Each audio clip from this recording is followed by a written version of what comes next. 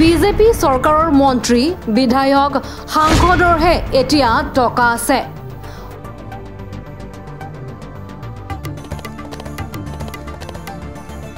সকলোৱে জানে বিজেপি চৰকাৰখন ঋণী ধাৰ লৈ চলি থকা চৰকাৰ।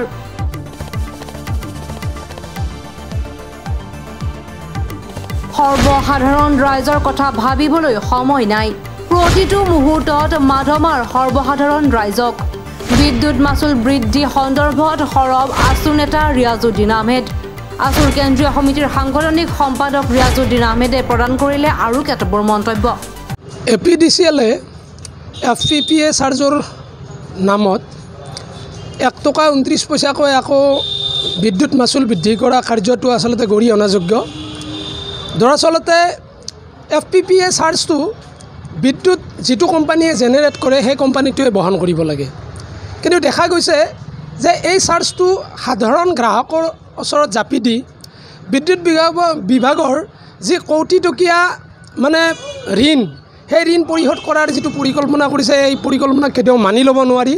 তাতকৈ ডাঙৰ কথা এইটোৱে যে APDCL-এ দৰাচলতে অসমত কি কৰিছে যে অসমৰ দৰে এখন ৰাজ্যত যি পৰিমাণৰ বিদ্যুতৰ প্ৰয়োজন হয় সেই বিদ্যুতৰ 95%ই বহিৰাজ্যৰ পৰা আহে। কেন্দ্ৰীয় প্ৰকল্পই হওক, ৰাজ্যিক প্ৰকল্পই হওক বা অন্যান্য বজাৰৰ পৰা আহে। গতিকে বিগত সময়ছোৱাত আমি দেখিবলৈ পাইছোঁ যে 1 ইউনিট বিদ্যুতো আমাৰ অসমৰ APDCL-এ নিজাকৈ সৃষ্টি কৰিব পৰা নাই। গতিকে এনে ক্ষেত্ৰত গ্ৰাহকসকলক ইতিমধ্যে আপোনালোকে জানে যে মূল্য বৃদ্ধিয়ে সৰ্বশ্ৰান্ত কৰিছে গ্ৰাহকসকলক।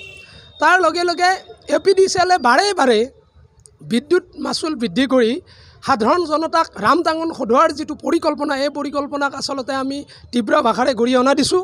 তাৰ সমান্তৰালভাৱে APDCL-এ এই যিটো কৌশল কৰিছে যে FPPA চাৰ্জটো এতিয়া গ্ৰাহকসকলক পৰিশোধ কৰাৰ কাৰণে তেওঁলোকে বিভিন্ন ধৰণৰ ইণ্টাৰনেল কিছুমান পলিচি ইউজ কৰি তাত প্ৰস্তাৱ আকাৰে আয়োগৰ ওচৰত দাখিল কৰিছে প্ৰস্তাৱটো।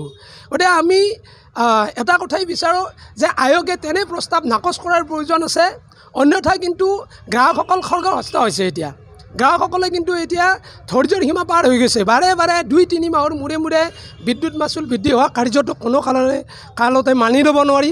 তাৰ লগে লগে আমি এই কথাটো ক'ব লাগিব যে বিজেপি নেতৃত্বাধীন চৰকাৰখনে যেতিয়া ইলেকশ্যনৰ সময় আহিছিল, বিগত নিৰ্বাচনৰ সময়ত 24 ঘণ্টাই বিদ্যুৎ থাকিব বুলি কৈছিলে আৰু বিদ্যুৎ মাচুল কম কৰিব বুলি কৈছিলে। কিন্তু কাজে দেখা গৈছে যে বিভিন্ন সময়ত বিদ্যুৎ বিভাগটোৱে বিশেষকৈ APDCL-এ নিজাববীয়াকৈ কিছুমান পলিচি চৰকাৰৰ প্ৰৰোচনাত লৈ নিজাববীয়াকৈ কিছুমান বিদ্যুৎ মাচুল বৃদ্ধি কৰাৰ পলিচি তৈয়াৰ কৰি সাধাৰণ জনতাক মানে মাধমাৰ সদৰ যি ধৰণৰ অভিয়ন্তি, এই অভিয়ন্তিৰ পৰা আঁতৰি থকাৰ কাৰণে আমি সজোৰে দাবী উত্থাপন কৰিছোঁ।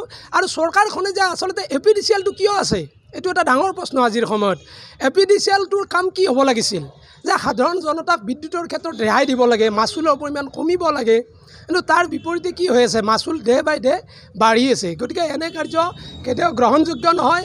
বিশেষকৈ বহিৰাজ্যৰ পৰা বিদ্যুৎ ক্ৰয় কৰা বা অন্যান্য বহি কোম্পানীৰ পৰা বিদ্যুৎ ক্ৰয় কৰাৰ ঘটনাই কোটি টকাতকৈ অধিক কোটি টকা এতিয়া ঋণৰ বোজা হৈবলগীয়া আছে। এতিয়াতো এই বিজেপি নেতৃত্বাধীন চৰকাৰখন আমাৰ প্ৰত্যেকেই জানে, অসমৰ ৰাইজে এতিয়া জ্ঞাত হৈছে যে বিজেপি চৰকাৰখন এতিয়া ধাৰত চলি আছে। এতিয়া যদি পইচা আছে কেৱল মাত্ৰ বিজেপিৰ মন্ত্ৰী বিধায়কসকল সাংসদসকলৰ হাততহে পইচা আছে। সাংসদ বিধায়ক আৰু মন্ত্ৰীসকলৰ হাতত পঞ্জীভূত হৈ থকা টকাৰ বাবে কিন্তু আজি সাধাৰণ জনতাই মূল্য বৃদ্ধিৰ নিচিনা মানে কুফলবিলাক আজি ভোগ কৰিবলগীয়া হৈছে। গতিকে APDCL-ৰ এনে সিদ্ধান্ত, এনে প্ৰস্তাৱ নাকচ কৰাৰ কাৰণে আমি নিয়ামক আয়োগক আমি আহ্বান জনাইছোঁ।